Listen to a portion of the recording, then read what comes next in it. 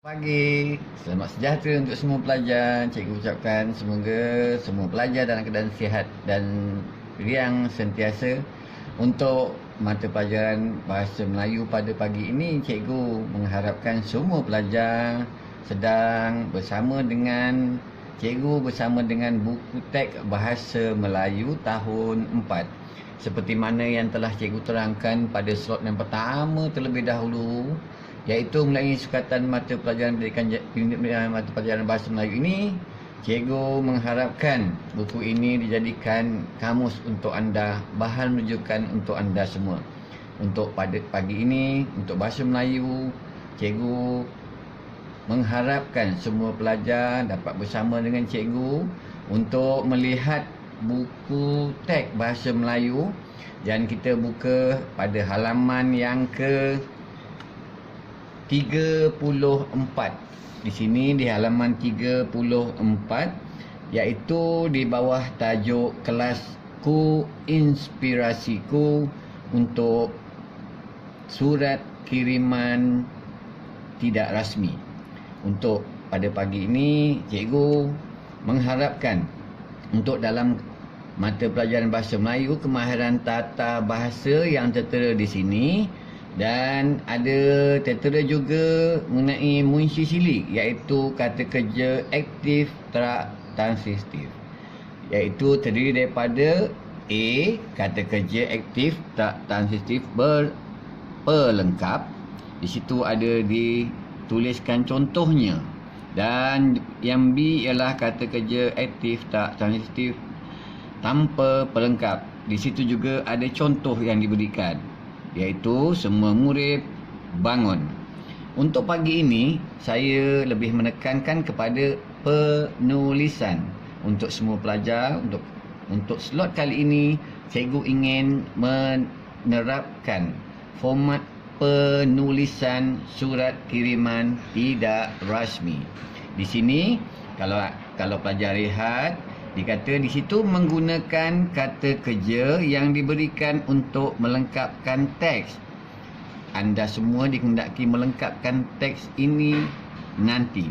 Tetapi apa yang menjadi objektif cikgu pada pagi ini ialah sebenarnya untuk membimbing murid menulis karangan surat tidak rasmi. Itu yang menjadi objektif cikgu pada pagi ini. Dan untuk pengukuhan anda semua, pelajar-pelajar yang saya sayang, di bawah tajuk kelasku inspirasiku, cikgu telah sediakan 3 buah buku penulisan sebagai contoh. Baik, cikgu minta maaf, cikgu gunakan buku penulisan yang cikgu beli di luar dari kawasan sekolah, di kedai mana-mana kedai buku pun ada. Kalau anda semua sudah ada 3 buah buku penulisan ini yang telah saya letakkan sebagai penggunaan buku penulisan untuk Bahasa Melayu tahun 4. Baik, cikgu nak terangkan terlebih dahulu, buku ini ada 3 cikgu dah sediakan. Kalau kita lihat dari buku yang dibekalkan di sekolah, yang telah dibekalkan sekolah, mungkin ada nama, kemudian ada kelas, kemudian ada subjek. Tapi buku yang ini sebagai contoh sahaja, kamu boleh dapatkan di kedai-kedai buku. Jadi cikgu gunakan buku ini. Cikgu minta maaf sebab cikgu gunakan buku yang di luar dari sekolah.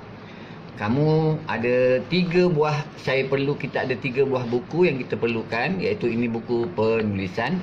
Buku yang pertama, cikgu dah tuliskan Bahasa Melayu penulisan A. Bahasa Melayu penulisan A.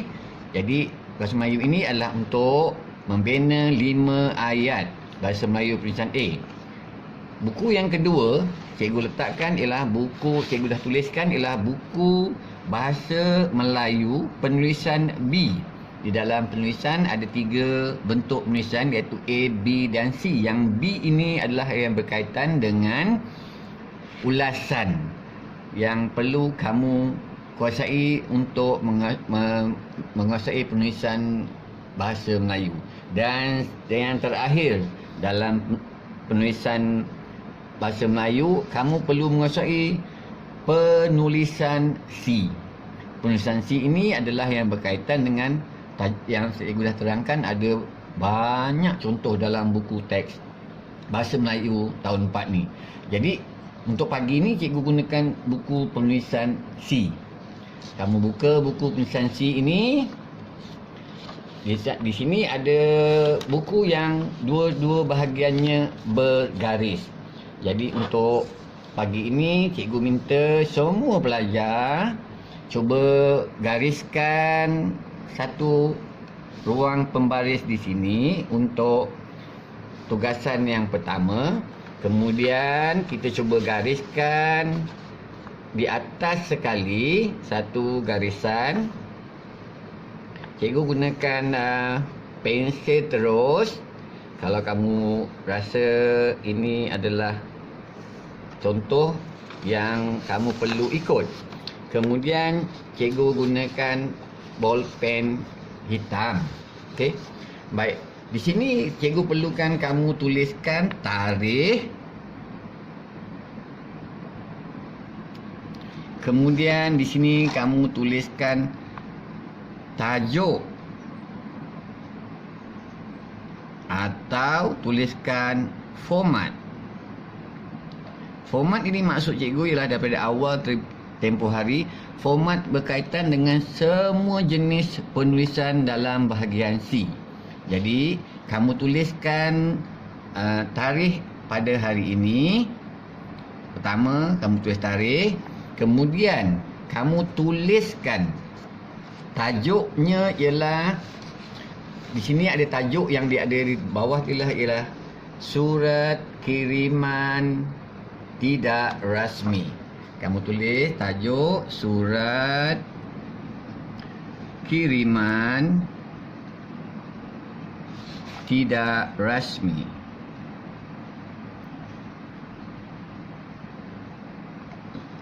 Baik, bila kamu dah tulis surat kiriman tidak rasmi itu, di hujung ialah yang paling mudah ialah kamu tuliskan muka surat. Muka surat 34. Di sini cikgu ingin bawa pada semua pelajar supaya membuat tugasan ini kerana kamu akan memperolehi 2 kemahiran dalam masa yang sama, iaitu pertama kamu akan menguasai kemahiran tata bahasa dan keduanya kamu akan menguasai format penulisan surat kiriman tidak rasmi. Kalau kita lihat nanti untuk surat yang seterusnya pada muka surat 75 ialah surat kiriman rasmi dan pada muka surat 78 ialah email. Kita akan berbicara perkara itu kepada pengajaran akan datang. Baik, bila dah dituliskan surat kiriman tidak rasmi, muka surat 34, kamu tuliskan tarikh pada hari ini.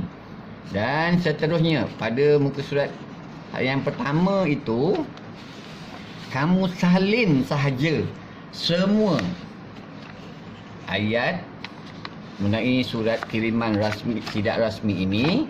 Semua ayat ini kamu salin semula dalam muka surat yang kedua yang kosong. Dan saya mengharapkan semua bentuk formatnya, iaitu alamat, kemudian ayat yang ada ini semuanya mengikut format yang tertera pada muka surat 34. Untuk anda, untuk lebih merasa bahawa surat ini surat anda, cikgu mengharapkan anda tuliskan nama anda di sini, kemudian alamat rumah anda di sini. Maksud cikgu, kamu tukarkan Hadif bin Husin ini kepada nama anda sendiri, kemudian alamat rumah ialah alamat rumah anda sendiri, dan tarikh mengikut tarikh pengajaran hari ini. Dan kamu letakkan juga tarikh ini seperti yang tertera. Kemudian ada di sini ada 8 perkataan: berpesan, bertugas, berehat, bersin, berharap, bercerita, bertemu, berpandukan. Dan ada 8 tempat kosong yang kamu perlu isi. Di sini kamu sudah mendapat 2 kemahiran, iaitu untuk menulis karangan surat tidak rasmi dan juga kamu menggunakan kata kerja aktif tak transitif mengikut konteks. Kedua-duanya kamu dapat di dalam buku penulisan C. Dan jangan lupa, bila dah ditukar alamat anda, semua pelajar dah tukar nama anda di sini, sahabatmu nama anda juga kamu buat tanda tangan ataupun kamu tuliskan nama anda macam seperti di atas ialah Hadif. Jadi sahabatmu Hadif jugalah. Sekiranya di sini ialah Amir, di bawah ini Amir lah kamu yang menulis surat ini. Kita ubah. Surat ini adalah surat kiriman semua pelajar sendiri kepada sahabat. Jadi untuk itu kamu tuliskan di sini muka surat 34. Muka surat 34. Kemudian kamu terus tuliskan alamat kamu di sini di atas, alamat kamu di atas. Kemudian nama dan alamat. Kemudian kamu salin semua sekali surat ini di halaman yang kosong ini, dan sahabatmu nama kamu letak di bawah. Baik. Kita dalam progres ini kita ada 2 dalam 1, iaitu memahami menggunakan kata kerja tak transitif dan juga menulis format surat kiriman tidak rasmi. Jadi cikgu harapkan semua pelajar faham, dan untuk mengindahkan apa yang kamu buat di sini, kamu tuliskan di sini ialah tajuknya surat kiriman tidak rasmi. Satu muka ni kita penuhkan dengan format surat kiriman tidak rasmi. Dan mungkin InsyaAllah jika ada kelapangan pada akan datang, kita cuba buat di sini surat kiriman rasmi. Muka seterusnya mungkin kita akan tuliskan email. Muka seterusnya kita akan buat ucapan. Seterusnya kita akan buat syarahan. Seterusnya kita akan buat dialog. Kemudian seterusnya mungkin kita akan buat pidato. Kemudian seterusnya kita akan buat berita. Kemudian mungkin seterusnya kita akan buat laporan. Seterusnya catatan. Dan buku ini lengkap untuk anda sebagai contoh dalam kemahiran bahasa Melayu untuk penulisan C.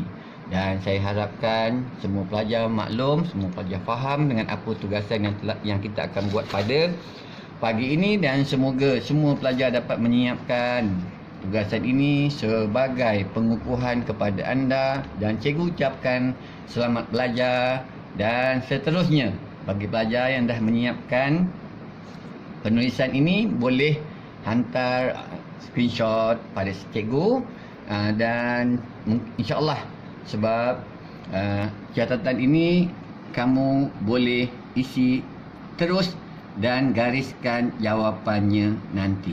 Terima kasih dan kita jumpa lagi di masa akan datang. Selamat belajar semua. Assalamualaikum warahmatullahi taala wabarakatuh. Terima kasih.